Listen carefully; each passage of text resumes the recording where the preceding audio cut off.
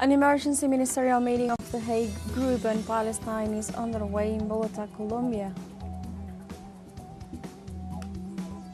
Palestinian authorities confirmed that more than 90 civilians were killed in Gaza during the past 24 hours as a result of massive Israeli attacks on the enclave.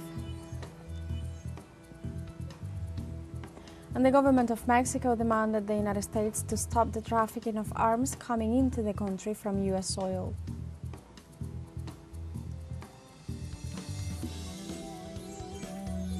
Hello and welcome to From the South. I'm Alejandra Garcia from teleSUR studios in Havana, Cuba. We begin with the news.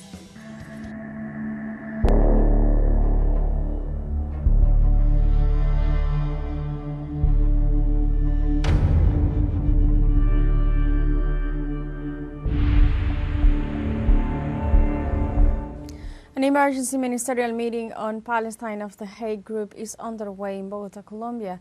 The Hague Group was established on January 31st, 2025 by Bolivia, Colombia, Cuba, Honduras, Malaysia, Namibia, Senegal and South Africa. The current gathering was convened in response to Israel's ongoing and escalating violations of international law in occupied Palestinian territories. Participants will focus on coordinated legal and diplomatic measures to bring them to an end. At the event, states are expected to announce concrete actions to enforce international law against Israel. At the installation of the meeting, participants such as United Nations Special Rapporteur Francesca Albanese and Palestinian State Minister Riyad Mansour further condemned the Israeli genocide on the Strip. Our meeting today is a rare demonstration of political courage at a time when world politics is marred in duplicity of principles in action in the face of cataclysmic violence and complicity in genocide. You are the brave vanguard who are opening the door for action. You will be followed by others, and history taught us the beginning of historic changes would require a group of brave ones to open the door so that others to follow them. You are the brave ones here in this meeting that you are opening this door of action. In addition, the Minister of the Palestinian State addressed recent efforts by international organizations to condemn the genocide in Gaza and urged for concrete actions to stop Israel's aggression. Stated very accurately, what we need is not reaffirmation of principles.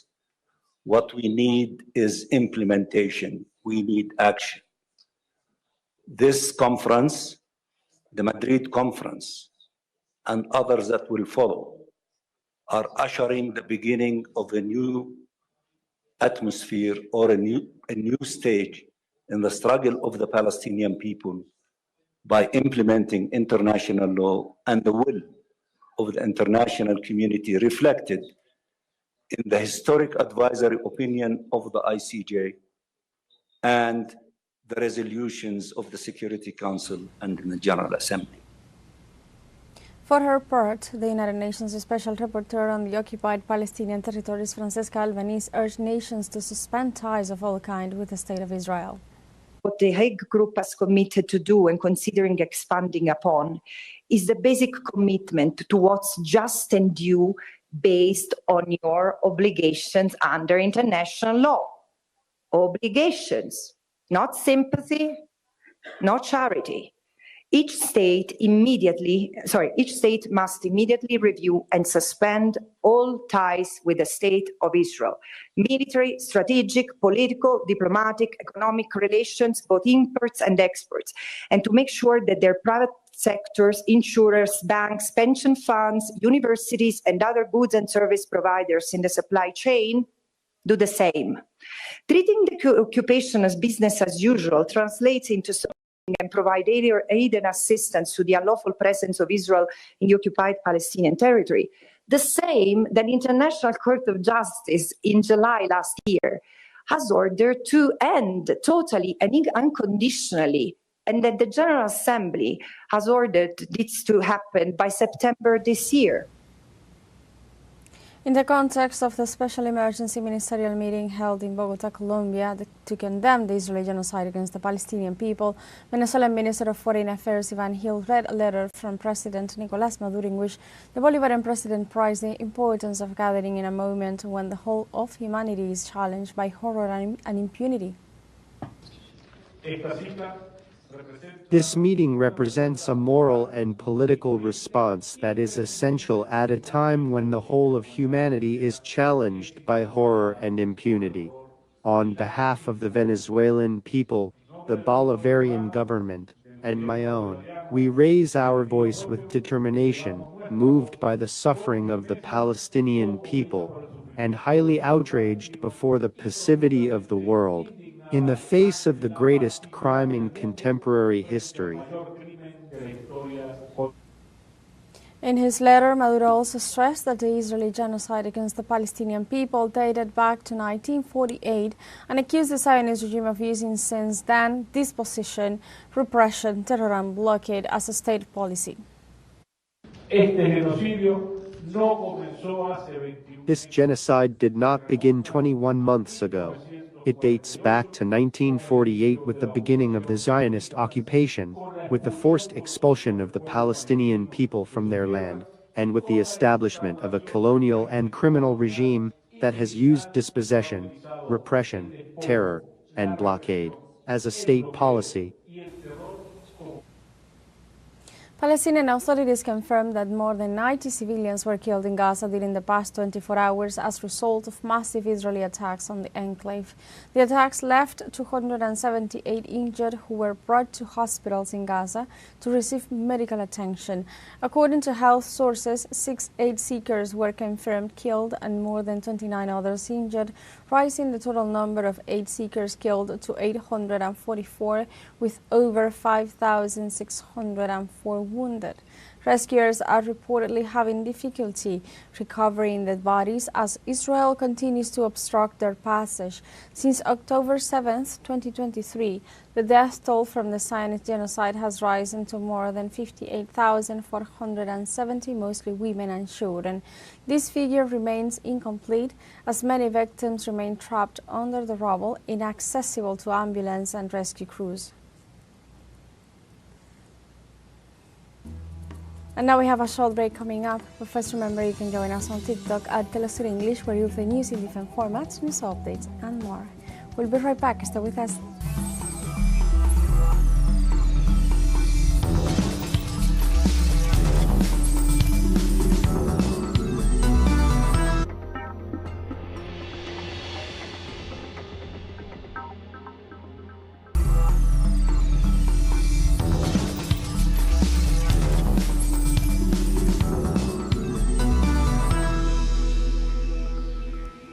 Welcome back to From the South.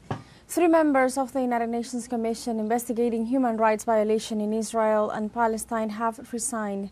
The investigative commission, created in 2021, received numerous criticisms from Israel. Some former commissioners explained after resigning that the decision answers to other arguments and pressures. The resignations followed the U.S. decision to impose sanctions against the United Nations Special Rapporteur for the occupied Palestinian territories, Francesca Albanese. The United Nations had previously warned of violations of its founding charter and international law by several member states, especially in the context of Israel's aggression against the Gaza Strip.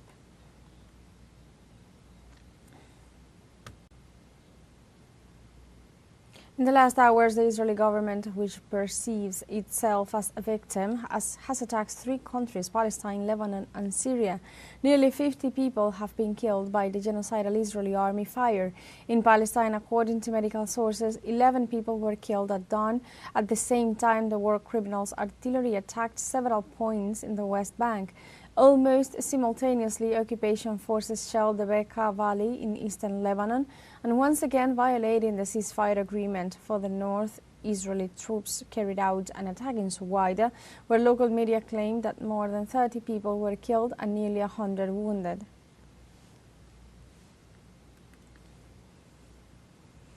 Syrian Defense Minister Muhaf Abu Kasra declared a ceasefire in the Suwaida southern city, but clashes among Druze fighters, Bedouin tribes, the de facto army and Israeli forces have continued disregarding the deal and the death toll of 99.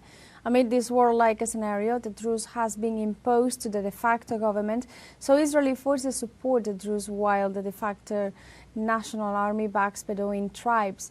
Subsequently, the National Armed Forces alongside Bedouin tribes have taken over the Druze majority Suwaida city.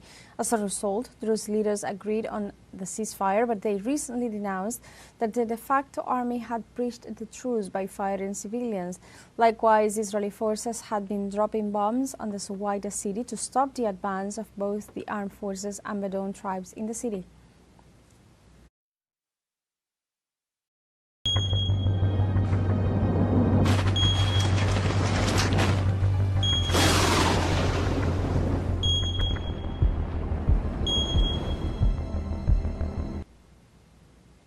In Russia, Moscow authorities reported flooding in several areas of the city after heavy rains.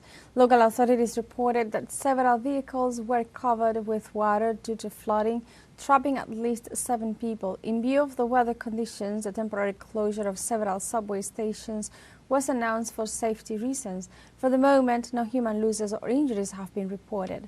And in other information, Chinese President Xi Jinping met with Russian Foreign Minister Sergei Lavrov on Tuesday in Beijing in the framework of the ministerial meeting of the Shanghai Cooperation Organization. The leaders reaffirmed the strong momentum of the China-Russia comprehensive strategic partnership, with President Xi stressing the need for continued mutual support on multilateral platforms, safeguarding both countries' security interests and strengthening solidarity with Global South countries.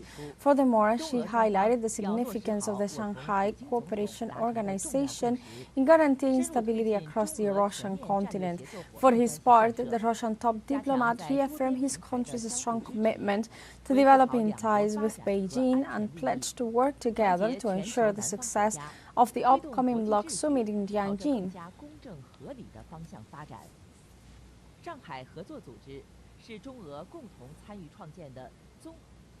China delivered to the Nicaraguan government 920 houses as part of the first phase of the Nuevas Victorias housing project located in Sabana Grande, southeast of Managua. The action is a sign of growing bilateral relations and took place on the eve of the 46th anniversary of the Sandinista People's Revolution. During the ceremony, Chinese Ambassador Sheng Shi highlighted the efficiency of the joint work between Chinese and Nicaraguan technicians. For his part, Presidential Advisor Laureano Ortega Murillo thanked President Xi Jinping and the Communist Party for what he described as an act of love towards Nicaragua. Both governments reaffirmed that their cooperation is based on mutual respect, with a common goal of building a development model that directly benefits their peoples.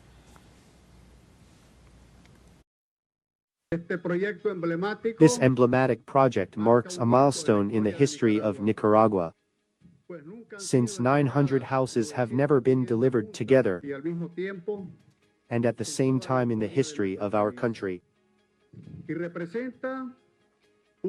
And it also represents the historic milestone for the bilateral relationship between the Chinese government and the government of Nicaragua, which is getting stronger day by day in its strategic partnership. We will continue with this fraternal and supportive program of the People's Republic of China. Next September, we will start the construction of the second phase of the Nuevas Victorias' social housing program. We are already working hand in hand with the Nanton Xinjiang Company for the construction of these 720 new homes of the second phase of the program. And we have a second short break coming up. Before we invite you to visit our Facebook page at teleSUR English, there you'll be able to watch our top stories, special live coverage and much more. Follow our page and activate the notification button to stay up to date on the world's most recent events. On a short break, don't go away.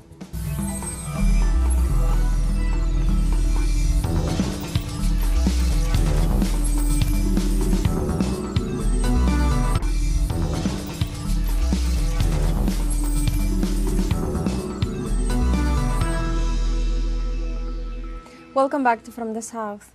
The government of Mexico demanded the United States to stop the trafficking of arms coming into the country from the U.S. soil.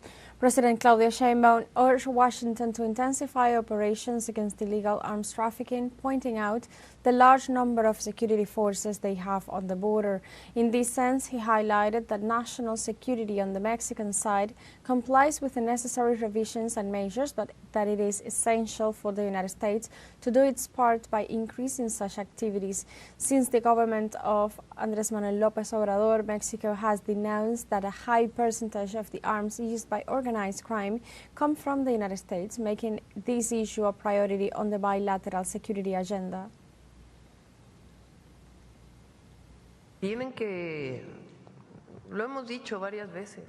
We have said it several times. The United States has to increase its operations to reduce the traffic of arms from the United States to Mexico.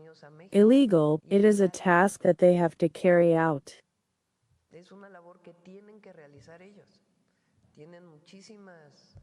They have a lot of security elements on the border, and they have all the possibility to carry out the necessary revisions and operations to prevent the entry of the United States into Mexico. But we think that they have to increase these activities, and we have told them this at the table.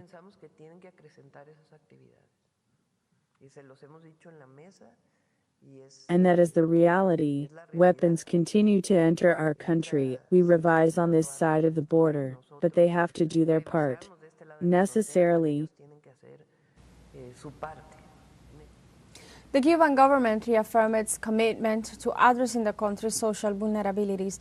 Cuban President Miguel Díaz-Canel announced that the National Assembly of People's Powers permanent commissions are discussing ways to overcome the country's current crisis.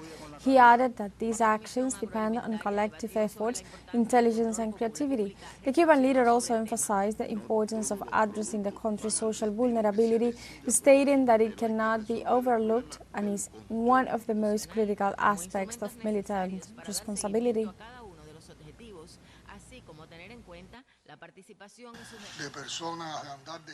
These people, who we sometimes call beggars or linked to begging, are in fact concrete expressions of the social inequalities and accumulated problems that we face.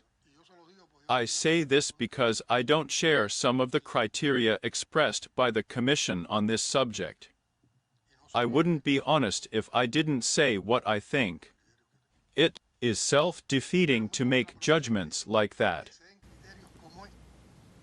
On Monday, Brazil's Attorney General's office filed a request to convict former President Jair Bolsonaro and 7 other defendants for attempting a coup d'etat in 2023.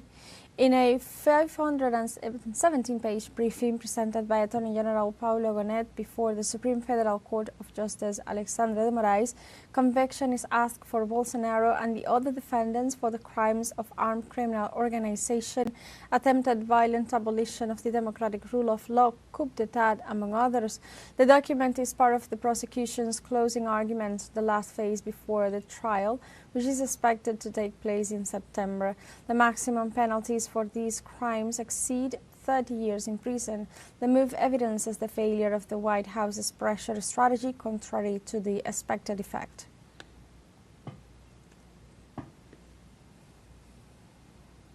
Three people, 2 Jamaicans and a Bahamian, died in Haiti's capital after a shootout with police during an anti-drug operation. The figures were confirmed on Monday by the Haitian Ministry of Justice. Precisely, the anti-drug operation resulted in the seizure of at least 1,045 kilograms of cocaine, which was distributed in 49 bags. The Haitian National Police engaged in a shootout with those involved during the intervention. Of those killed, only Jamaican Anthony Jimmy has been identified. Haitian authorities confirmed the death and arrest of others, reaffirming their commitment to fighting drug trafficking.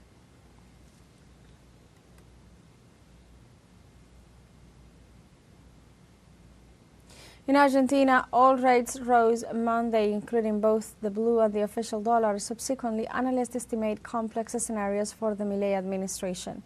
In this context, the blue dollar, worth 1,340 pesos, has reached its higher value since April.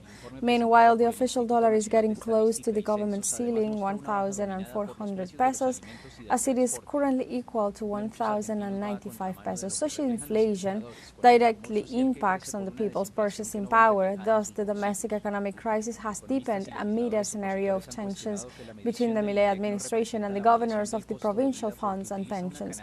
Likewise, economists ensure that the situation triggers instability of markets. And like this, we have come to the end of this news brief, but you can find these and many other stories on our website at telesurenglish.net and join us on social media. We are on Facebook, X, Instagram, Telegram and TikTok as well. For Telesur English, I'm Alejandra Garcia. Thank you for watching.